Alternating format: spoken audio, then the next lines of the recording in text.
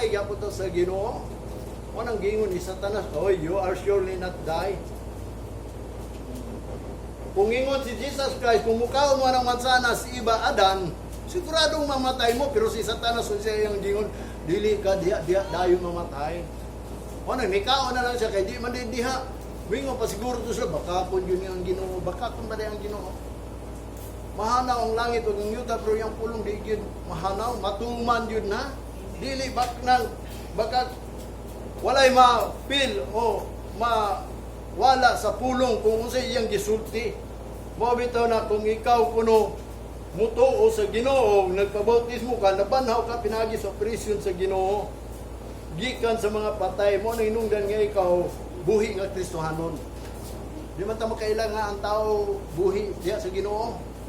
Diya na mo mahibaw nga ikaw buhi sa Ginoo kung mutuo ka sa mga pulong nga gisulti, labi na kung ikaw nagrepent sa tanan mga gitawag og follow me. So mo pagpalo mo sa Ginoo, wala ka sultihi walihi.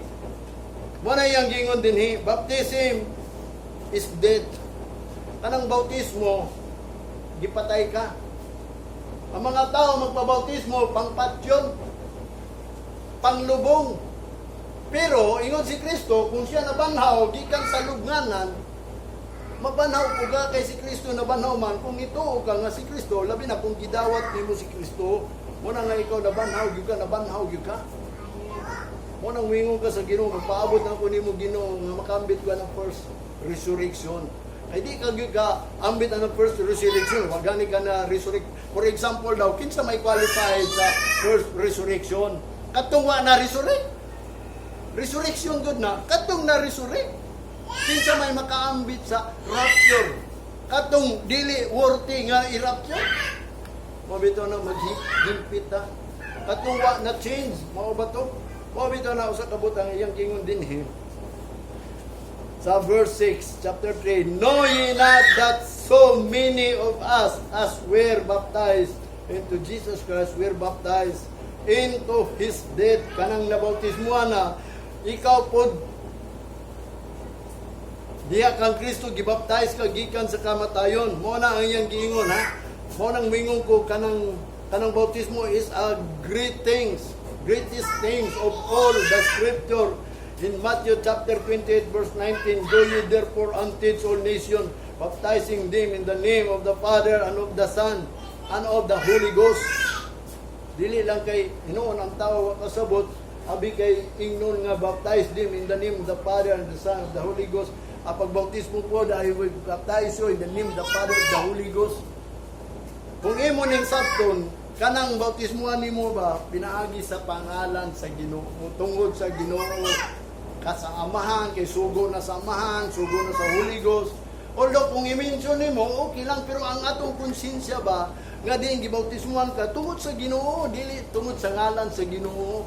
Ikaw nagbautismo tungod sa ngalan sa Ginoo nga ang iyang ngalan mao ni ang Amahan, Anak, Espiritu, pero pwede nimo dili i-mention sa imong konsensya lang, pero pwede nimo ingon bautismuhan ta ka. Pinahanglan mataw ka pag-usap, pinaagi sa ngalan sa Ginoo. O bitaw na nga din kanang mga tao wala kasabot nya moawit ra ba kanang nayawit to naman bautismo. It was a grande when I was born again. Mo gina ang kanta no, di ba? Kanang sana ganing grande, kanang kuan ba dako kayo gayong kahibugnan. It was a grande when I was born again. Nga ako na born again. Dali man ka kuyaw kayo, di ba? Blasphemous na kung ikaw wa ka kasabot anong born again. Pag bautismo nimo, automatic yun na born again ka na. Not the will of man. Ingon pa ni Jesus Christ sa John chapter 1 verse kanang gitawag og 13. Kanang sa 12, "But as many as receive, He give power to become sons of God, even to them that believe on His name," or in His name. Not the will of the flesh, not the will of the Father, but the will of God. Kanang na-born again ka, dili nang kabubuton nga ikaw na tao ka diri. Nga kanay mong gisilibrar birthday, kanay mo ang sa ulob imo ang adlaw, gilipay nimo ang imong lawas. Because born again man ka, ang will sa Ginoo, born again ka nga din ikaw mag-deny na, mag-repent na. Mo na yang gingon dinhi kay sugo man na mo nang greatest things. Nga matod pa niya bautismo sa Mark chapter 1 verse 8. Ingon pa ni Jesus Christ si Jesus Christ about kan John. Si John, ingon pa ni John sa diya nga si Jesus Christ moabot na, I indeed baptize you with water, but he shall baptize you with the Holy Ghost. Mauna siya, si John the Baptist, nag-baptize na siya sa tubig. Ilubong yung ka sa tubig. Tubig lang, kay kung sa yuta pa, buhi pa man ka. Alangan, gusto kay lubong sa yutang buhi. Di ka ginawa. Sa tubig, aron lang mahugasan. Mo nang gingon sa Acts chapter 1 verse 5, for John truly baptized with water. Si John yun, nag-baptize good sa water. Sa John chapter 3, mo na niyang gingon except a man be born again, he cannot enter into the kingdom of God. So, usaw man nato nga mataw pa tapos usab, bautismo. Ang problema lang atong una, pag bautismo nato, wa man ta kasabot nga kana diay importante nga new life na diay na, resurrected na diay na, born again na diay na, new creation man diay na. Ingon pa sa mga magwawali sa propeta, di Apostol Pablo sa mga 12 disciples ni Jesus Christ. Wala na din ang mga tao wa kasabot. Magpabautismo lang kay maluwas, tumutuo lang ka sa anak sa Ginoo, which is nga din, kung i-search nimo ang Bible, kanang pagbautismo sa imuha, gikan sa patay, pag-resurrect nimo, you are kanang new life, naka, new creation, naka, born again, naka, change, naka ba? Muna'y bukot, pasabot sa pulong sa Ginoo. Na except a man be born again of water and of the Spirit, he cannot enter into the kingdom of God. Di ka kasulod sa gingaran sa langit kung di ka matao sa tubig. So therefore, bautismuhan yung ka pinaagi sa tubig. Ilubong yung ka sa tubig. Muna ang bautismo is immersion. Mao bitaw na nga kita gitawag og magpabautismo aron kita maluwas. Kining paglubong importante po na may bautismo basig pinaagi sa bautismo di ta maluwas. Mabit na yung gingon din sa John chapter 3 verse 7. Marveled not that I said unto thee, ye must be born again. Ayaw mo ka hibulong, ingon ni Jesus Christ, kinahanglan yun mo matao pag-usab, kinahanglan yun. So therefore, kinahanglan yun ka magpabautismo. Kung nabautismuhan ka na, mo na kung gingon sa inyo, kinahanglan nausab na ka. Ayaw na pangita, magpabautismo kung pag-usap. It is impossible na nga magpabautismo ka pag-usap. Once nga naulan na ang yuta, kinahanglan mutubo ng mapuslan. Kay kung dili ka mapuslan sa Ginoo, kanang dili ka mahimong instrumento sa righteousness, mo nang duol na ang imong pagka-imperno. Mo na iyang gingon dinhi. Sa verse 6, sa John chapter 3 verse 6, that which is born of the flesh is flesh, and that which is born of the spirit is spirit. Mo ni atong gisgutan karon, kanang natawo ta sa unod. Kung natawo ka sa unod-unod lang gyapon ka. Pero kung natawo ka sa espiritu, mo nang spirit, what is in the spirit? Mo bitaw na kung gingon kining pulong mo ni ang Holy Spirit. Ang holy kining pulong, ang spirit ang imong pagbati diri. Kay wa man kagibati nimo ni, kay wa man nimo tuhuin ni. Naminaw man lang, mubitaw ng uban, naminaw, pero wa kasabot. Adunay dalunggan, pero wala manang gipabungol sa Ginoo ang dalunggan. Katong mga Hudiyo, gipabungol ang ilang dalunggan.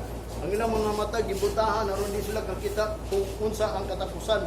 O bitaw hinungdan na mga Christian karon nga wa sila kabalo nga dunay end of the world. Mo bitaw na kumingon ninyo, ayaw mo kabalaka maguba ni atong simbahan total. Moabot mga katapusan. Mo bitaw nang wa na ko nabalaka ang ako agyong pangayo sa Ginoo nga diin himuon lang ko niyang hingpit. Makumplito lang ko kay moabot man gyud ang time nga din natang simba diri. Kay na may giprofesi sa Amos, there will be a famine, not food and drink, but hearing by the word of God. Kagutmanan, mangita na ang tao. Muna nga usa kabutan nga din kita kinahanglan magpadayon. Mao na ni atong isgutan karon aron makasabot mo sa 1 Peter chapter 3 verse 20 ug 21. Mao na ni pinaka huyaw nga din giingon sa Ginoo nga si Peter nagwali siya sa verse 20, which sometimes were disobedient. Usahay kita disobedient daw kanahay. When once the long suffering of God waited, nasa diya ang long suffering, kini long suffering na niya ang ato ang time ha.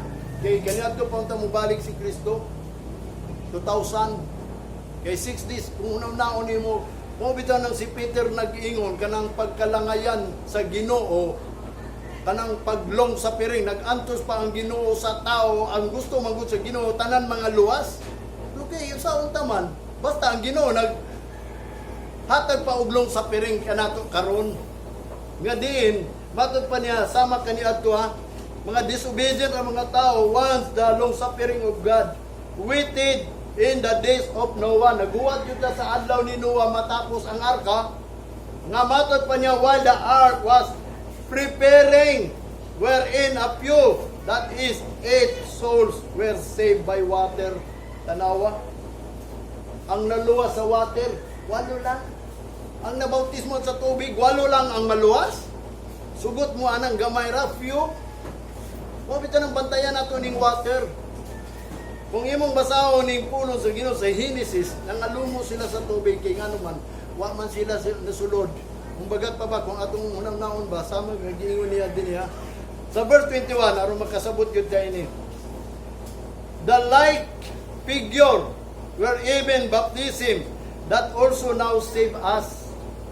Sama usab kining figure kanang bautismo.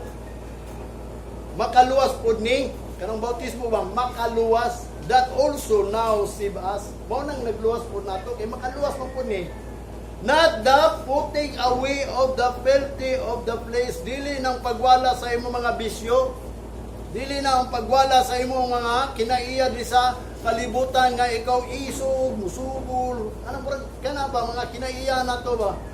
Mga bisyo di sa kalibutan dili na kay daghan may mga Kristohanon na bautismoan nya dili na magbisyo. Mag-control na.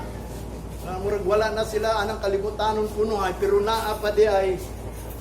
But kanang bautismo not putting away of the filthy of the place, but the answer of a good conscience toward God by the resurrection of Jesus Christ. Unsa daw ang pagbautismo? Kanang tubag sa maayong konsensya nimo. Kanang na-resurrect. Kung ikaw na-resurrect like Jesus, kinahanglan imong konsensya maayo na. Good conscience ba? Kabaw mo saan ang konsensya? Mga tao magsimba walay konsensya. Kabaw mo ana, dagan may tao mga walay konsensya. Manang dili tanang tao nagatawag Ginoo makasud sa langit kay kanu wa may konsensya ni siyan ba? Wala gamita ang conscience ba? The good conscience ang meaning sa bautismo unta kung ikaw na bautismuhan ka, wanang giingon, mo ni tubag sa maayong konsensya nimo. Diha sa Ginoo pinaagi sa pagkabanhaw niya. Kung sa may conscience, isgutan nato ng conscience, a feelings. Kanang pagbati ba? Pagbati sa imong utok. Nga din, mutuman ay imong kasikasing. Kung imong naon jud. Ingon pa sa dictionary, knowing, knowledge of one's own acts as right or wrong in all conscience surely. Kinahanglan aduna kay kaibalo niya nang imuhang kaugalingong buhat kung right ba na or wrong ba na. Kinahanglan conscience surely.